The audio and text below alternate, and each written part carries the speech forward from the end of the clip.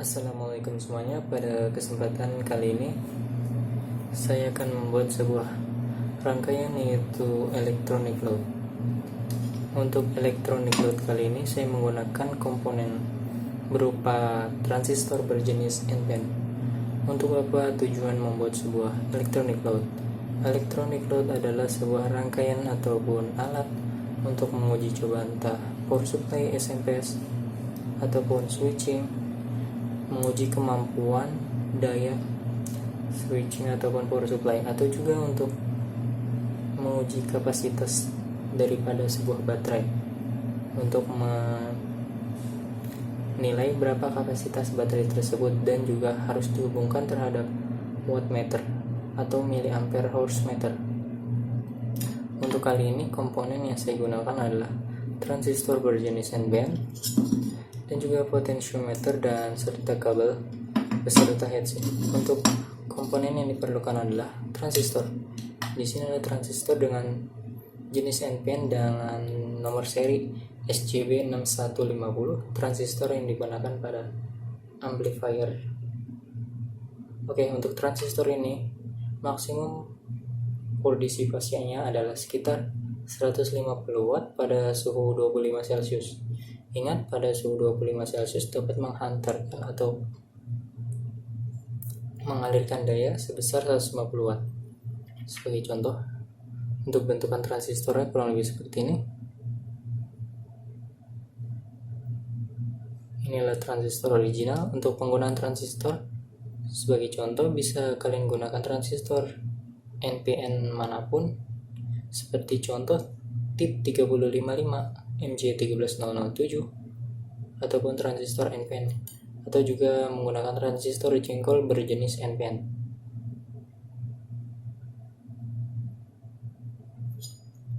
Selanjutnya adalah potentiometer. Untuk penggunaan potentiometer, di sini saya menggunakan potentiometer dengan nilai resistansi 500 ohm dengan merek Cosmos Tokyo. Untuk penggunaan potentiometer, kalian bisa gunakan mulai dari 500 ohm hingga mungkin 100 kilo ohm, tergantung kebutuhannya. Atau juga menggunakan potentiometer seperti ini dengan merek A+ ataupun Alpha, yang tentunya adalah potentiometer mono.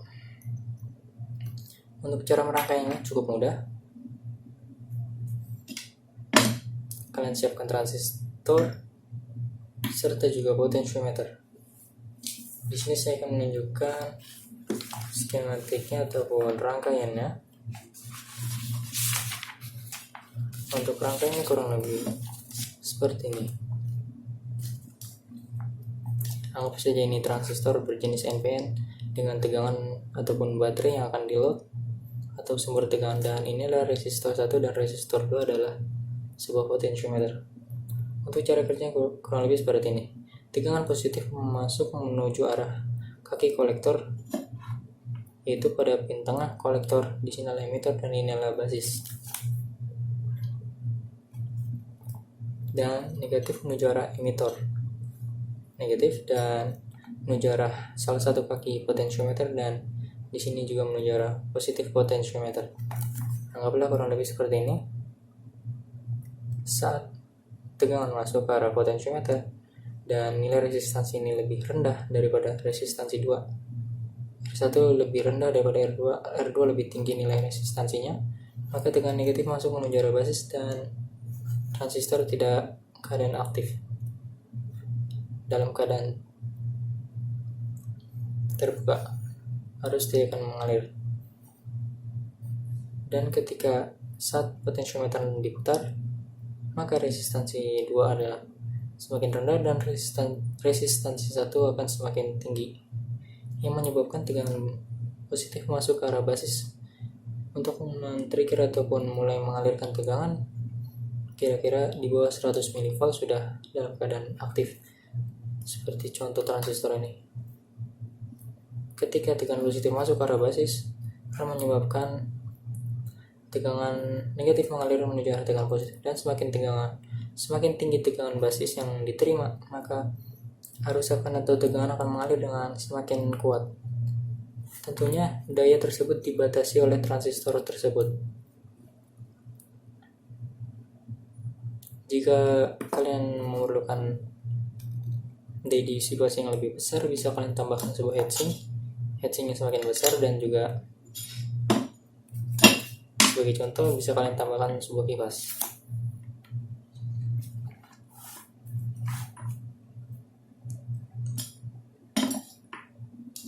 Oke, di sini terdapat kabel coklat adalah hitam atau negatif, biru adalah positif. Menurut rangkaian kronologis seperti ini, kaki tengah potentiometer menuju arah basis, dan kaki salah satu positif menuju arah kolektor, dan di sini adalah emitor. Dapatkan referensi tegangan negatif. Oke, di sini saya akan menghubungkannya terhadap satu daya USB 5V DC, dan tentunya saya akan mengukur arus menggunakan multimeter. Kalian bisa menggunakan current meter lainnya, sebagai contoh sebuah clamp meter AC/DC, atau mungkin modul current meter yang lainnya. Saya sarankan jangan menggunakan multimeter, akan kemungkinan dapat menyebabkan rusak jika entah over voltage ataupun frekuensi yang dipakai adalah terlalu tinggi, menyebabkan pengukuran multimeter tersebut akan error. Jika kalian pernah membeli sebuah modul, yaitu electronic load, DC electronic load yang terjual pada pasaran Cina, yang memiliki PCB dan tentunya heatsink dan juga kipas, rata-rata dia di sana menggunakan transistor NPN dengan seri tip 122. Selain itu, pada rangkaian tersebut terdapat current ataupun feedback arus pada jalur negatifnya, yang akan menjaga arus akan tetap. Sebagai contoh, pada tegangan 5V arus dikunci pada 1 ampere atau 1000 mA. Maka ketika tegangan dinaikkan ke 10V ataupun 20 ataupun 30, maka arus akan tetap pada 1 ampere. Untuk IC yang digunakan adalah op-amp ataupun operational amplifier atau seri LM358 ataupun op-amp lainnya yang memiliki dual channel, 4 channel. Untuk penggunaan electronic load yang menggunakan lebih dari 1 MOSFET, dia menggunakan op-amp 2 channel ataupun 4 channel atau mungkin lebih. Oke, di sini saya akan melakukan penguji coba. Oke, setelah dirangkai kurang lebih seperti ini. Multimeter sebagai pembaca arus, current sense, modul electronic load, kabel positif, negatif, terminal block sebagai current sense, jalur negatif di seri dengan multimeter sebagai pengukur arus atau current, kabel USB,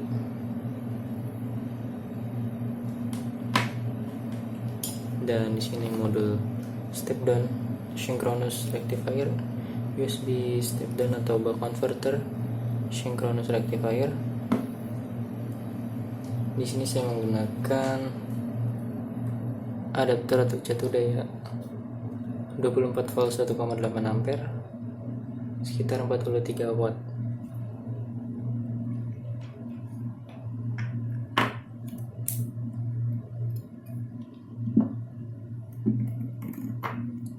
Jalur probe negatif ke common, merah ke 10 ampere.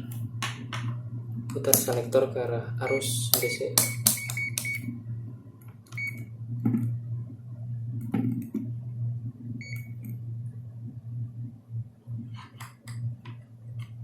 Hubungkan terhadap adapter 24 volt, menyala. Hubungkan terhadap USB, terbaca 0,09 ampere. Ketika saya putar, arus akan naik 0,5 ampere, 0,8, 0,9, 1. Ketika 4,6 ampere, USB buck converter berderi dikarenakan gulungannya tidak rapat. 4,5 ampere, sangat hangat. Oke, bahwa rangkaian ini telah bekerja. Untuk penggunaan potentiometer bisa menggunakan potentiometer multi-turn dengan merek Bourns ataupun potentiometer yang seharga 20 ribuan ke atas. Untuk potentiometer ini kira-kira seharga 70 ribu rupiah, dan transistor yang saya gunakan untuk sepasang kurang lebih 150 ribu rupiah. Kalian bisa menggunakan transistor NPN dengan harga jauh lebih murah daripada ini, dan juga heatsink bisa menggunakan heatsink yang lebih besar, dan juga penambahan kipas sebagai pendingin heatsink tersebut.